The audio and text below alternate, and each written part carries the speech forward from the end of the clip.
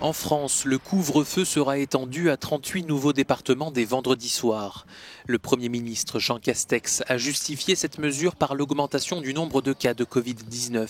Le taux d'incidence, c'est-à-dire le nombre de cas confirmés pour 100 000 habitants, a progressé de 40% en une semaine. Le non-respect du couvre-feu de 21h à 6h du matin est puni d'une amende de 135 €. Ce sont 54 départements et un territoire d'outre-mer qui seront soumis à la règle du couvre-feu, soit 46 millions de nos concitoyens. Le virus accélère, nous devons anticiper davantage encore la mise en place de nos mesures. Ces mesures sont lourdes, j'en ai conscience, mais je constate aussi qu'elles sont bien respectées.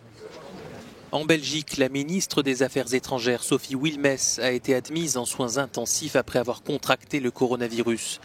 Elle serait consciente et se porterait relativement bien selon sa porte-parole.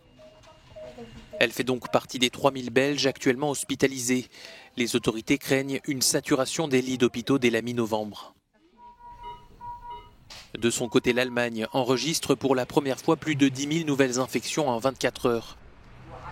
70% des lits de soins intensifs sont déjà occupés par des patients Covid. Les autorités sanitaires invitent la population à rester vigilante. Conséquence, le Danemark a décidé de fermer sa frontière aux touristes allemands à compter de samedi. Le pays scandinave enregistre 760 nouvelles contaminations ces dernières 24 heures. Les autorités sanitaires pourraient prendre des mesures de restriction si les chiffres continuent d'augmenter.